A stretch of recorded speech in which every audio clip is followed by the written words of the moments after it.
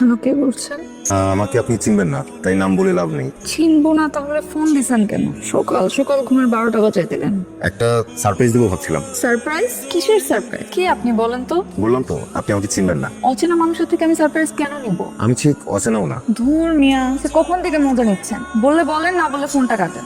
ওই দিন এই জোছনায় বইটা কিনতে আসলেন না, তখন যে ছেলেটাকে ধাক্কা দিলেন, সরি পর্যন্ত বললেন না, সেই ছেলেটা আমি। হো, ছেলেটা আপনি? আপনি আমার নাম্বার পেলেন কোথা থেকে?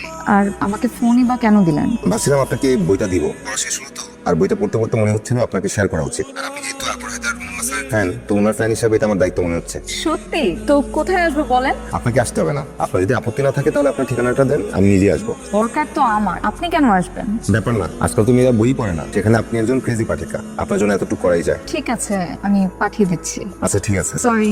It's okay. বইটা দিচ্ছি দুইটা শর্তে। শর্ত? এক বইটা পড়ে ফেরত দিতে হবে, আর দুই? দুই বইটা পড়ে আমাকে রিভিউ জানাতে হবে। ওকে, ডা।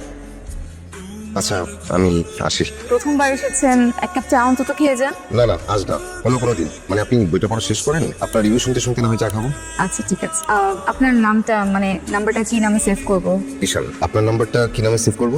মারিশা। মারিশা। আপনার বাটন ফোন, অ্যান্ড্রয়েড ফোন নেই? আছে, খুব প্রয়োজন ছাড়া ব্যবহার করি না। আমার কাছে অ্যান্ড্রয়েড ফোনটাকে একটা কন্ট্রোলার মনে হয়, মানে সবসময় নিয়ন্ত্রণ করছি। Same here. আকবর হায়দার মুন্নার সাহিত্যের এফেক্ট। এই যন্ত্রদানবের দুনিয়ায় এই একটা মানুষের লেখার মাঝে জীবনে একটা সুন্দর মানে খুঁজে পায়। আচ্ছা আসি আমি। ঠিক আছে, থ্যাঙ্কস अगेन। Most welcome.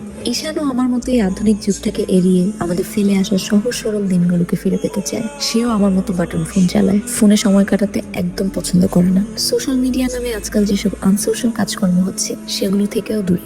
সে চিঠি লিখতে চায়, গাছের ছায়ায় বসে গান করতে চায়, অন্ধকার রাতে জোছনার আলো উপভোগ করতে চায়। তার সঙ্গে আমিও একদিন জোছনা দেখতে যাব। তার পরিবারে বাবা মা ও বোন আছে। আমার ধারণা ওর পরিবার ওর মতো, বিশেষ করে ওর মাকে আমার মনে হয় একজন মিষ্টি মহিলা, আদর্শ গৃহিণী ও মায়েরা যেমন হয়। সরি, লেট করে ফেললাম। একটু, নো প্রবলেম, বস। কি খাবেন? চা খাবো, চা খেতেই তো এলাম। সাথে আর কিছু? না, শুধু চা। এক্সকিউজ মি, আর একটু চা দেবেন। তারপর বলুন, এই যোছনা কেমন লাগলো? এক কথায় অসাধারণ। স্যারের লেখা আমাকে সবসময় মুগ্ধ করে। তার লেখায় সহজ সরল ভাবে জীবনযাপনের যে ব্যাখ্যা, তা আমাকে সবসময় টানে। জানেন, এই বইটা পড়ার পর থেকে গল্পের নায়কের মতো আমারও ইচ্ছে করে শহর ছেড়ে গ্রামের দিকে চলে যাই।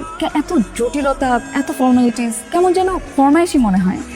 ইচ্ছে তো করেই, কিন্তু চাইলেই তো আর হয় না। আমাকে পাহাড় টানে, সমুদ্র ডাকে, গ্রামের মেঠো পথ ধরে হাঁটতে ইচ্ছে হয়, মানুষের পাশে থেকে জীবনটা দেখতে ইচ্ছে করে। আজকাল বন্ধুদের আড্ডা, ক্লাস, উৎসব, কনসার্ট সব ফোনের মধ্যে আটকে গেছে। মা ছেলেকে দেখছে না, ছোট বোন তার ভাইকে দেখছে না, সবাই ফেসবুকের মধ্যে বন্দী। কেউ ফেসবুকিং করছে, কেউ ভিডিও দেখছে, কেউ গেম খেলছে, কেউ তো এই অ্যাপ সে অ্যাপ সে অ্যাপ, এসবই বন্ধু। মানে যাতার অবস্থা। আমার মনে হয় কি, এই মাথা নিচু করে থাকতে থাকতে একটা নতমুখী জাতি তৈরি হচ্ছে পৃথিবীতে। এসব আর ভালো লাগে না। মাঝে মাঝে মনে হয় যে সবকিছু ছেড়ে ছুড়ে কোথাও চলে যাই। আপনি তো ছেলে মানুষ, চাইলেই বেরিয়ে পড়তে পারেন। হ্যাঁ, তা হয়তো পারি, কিন্তু আয়োজন করতে করতেই তো জীবনটা কেটে যাচ্ছে। তাছাড়া পরিবারের প্রতি পিছুটান তো থাকি। আমার কি মনে হয় জানেন, এ যুগে সিদ্ধার্থ জন্মালে বিহতে গিয়ে কখনোই গৌতম বুদ্ধ হতে পারতেন না।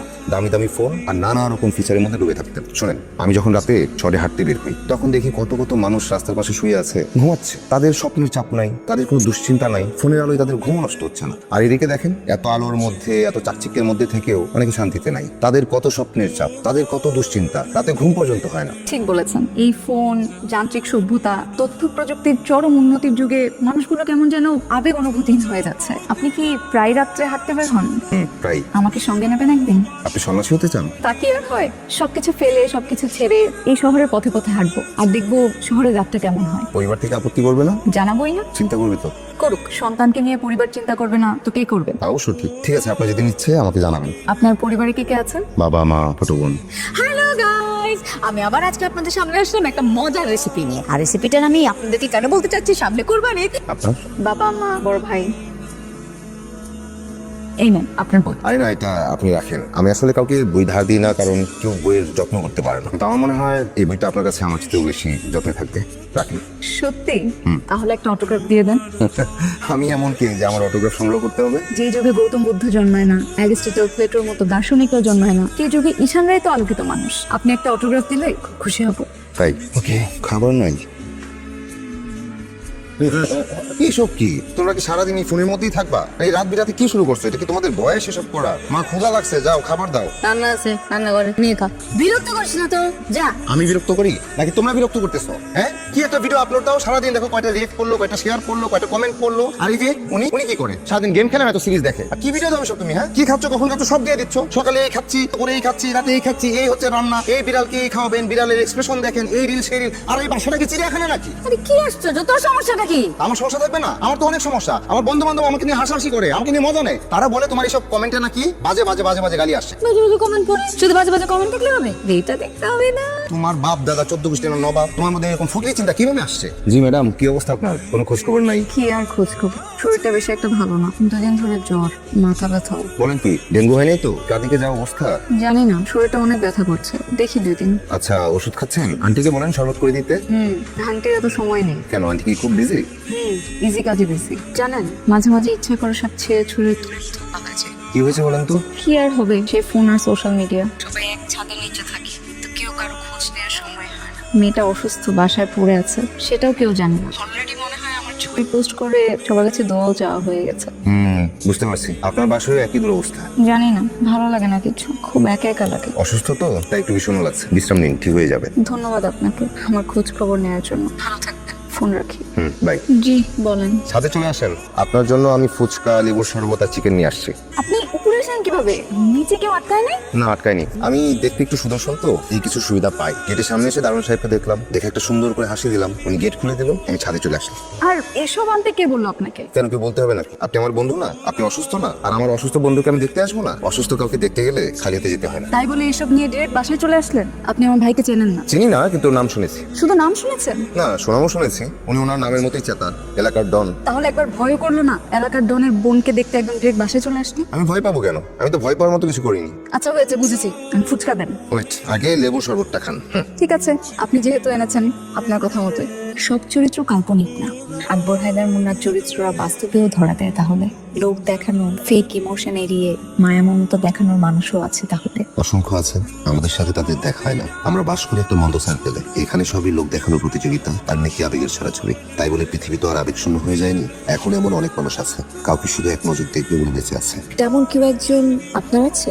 না, আমার এত বড় সৌভাগ্য হয়নি এখনো। খুব বেশি সৌভাগ্যবানরাই কেবল মনের মানুষের দেখা পায়, কারণ কারো মন জয় করা মামুলি কোনো ব্যাপার না। বইয়ের পাতায় মুখ খুঁজে রাখা ছেলেটা আসলে পৃথিবী থেকে পালিয়ে যায় না, সে পৃথিবীর ভেতরে আরেকটা পৃথিবী খোঁজে। তার বুক পকেটে কোনো প্রেমিকার চিঠি নেই, আছে জীবনানন্দের নরম বিষণ্ণতা আর রুদ্রের মতো কিছু অসমাপ্ত আগুন। সে জ্যোৎস্না ভালোবাসে, কারণ জ্যোৎস্না মানুষকে মিথ্যে বলতে শেখায় না। রাতের সাদা আলোয় সে নিজের ছায়াটাকে বিশ্বাস করতে পারে। গ্রামের শেষ প্রান্তে দাঁড়িয়ে থাকা কাশবনের দিকে অনেকক্ষণ তাকিয়ে থাকে ছেলেটা। মনে হয় কেউ তাকে ডাকছে, পৃথিবীর খুব পুরনো কোনো নাম ধরে। সবুজের ভিতরে হারিয়ে যেতে যেতে সে বুঝে যায় মানুষ আসলে শহরে নয়, মানুষ হারিয়ে যায় নিজের ভেতরে। তার বন্ধুরা চাকরি খোঁজে, প্রেম খোঁজে, টাকার হিসাব করে, আর সে সন্ধ্যার আকাশে উড়ে যাওয়া পপের শাড়ি দেখে একটা কবিতার লাইন মনে রাখে। মাঝে মাঝে তার খুব কাঁদতে ইচ্ছে করে, কিন্তু সে কাঁদে না, কারণ যারা বই ভালোবাসে, জ্যোৎস্না ভালোবাসে, নদীর পাড়ে একা বসে থাকতে ভালোবাসে, তারা কান্নাগুলো শব্দের ভিতরে লুকিয়ে রাখে। ছেলেটা এখনো বিশ্বাস করে একদিন পৃথিবী খুব শান্ত হবে, মানুষ আবার মানুষের চোখে তাকাবে। এটা কেন করলেন আপনি? আপনি এভাবে লাপাত্তা হয়ে গেলেন কেন? আপনি জানেন আমি আপনাকে কতবার কল করেছি, কেন করলেন আপনি এটা? একটা প্রশ্ন করেন। আচ্ছা, আমি পানি খাবো, এক গ্লাস পানি হবে? ধরুন, সকালে ফিরলাম, সকালেই পিপাসা পেয়েছে, তখন থেকেই ভাবছি আপনার সাথে দেখা হবে, আপনার হাতে এক গ্লাস পানি খাবো। পানি খেলাম, ভালো লাগলো, আসি। কোথায় ছিলেন বললেন না তো? ছিলাম। সমস্যা কি আপনার? হ্যাঁ, হুট হাট না বলে গায়েব হয়ে যাচ্ছেন, কালকে আবার হুট করে বাসায় চলে আসলেন, কিছু না বলে আবার চলেও গেলেন। কোথায় ছিলেন আপনি এতদিন? বলেছিলাম না, দূরে কোথাও চলে যেতে ইচ্ছে করছে, তাই বেরিয়ে পড়েছিলাম। সমুদ্রের গর্জন শুনেছি, পাহাড়ের বুকে ঝর্ণার গান শুনেছি, গহীন বনে জ্যোৎস্নারাস উপভোগ করেছি, বিচিত্র মানুষ দেখেছি, কিন্তু কি? সন্ন্যাসী হতে পারলাম না। একটা গান আছে না, ঘরের মায়ে টানে মরে বাহিরেও যে ছাড়ে না, রঙ্গিলা দুটানায় কইরা সন্ন্যাসী হতে পারলাম না। আমার একই অবস্থা। আমার মনে হচ্ছিল কেউ আমার জন্য অপেক্ষা করছে। এটাকে টেলিপ্যাথিক যোগাযোগ বলা যায় কিনা জানি না, কিন্তু আমি ভাবছিলাম আমি হুট করে উধাও হয়ে যাওয়ায় আপনি কষ্ট পেয়েছেন, তাই চলে আসলাম। আর উধাও হবো না, আসি। কোথায় চলে যাচ্ছেন? কথা তো শেষ হয়নি। না, আসি, আজকে অনেক কাজ।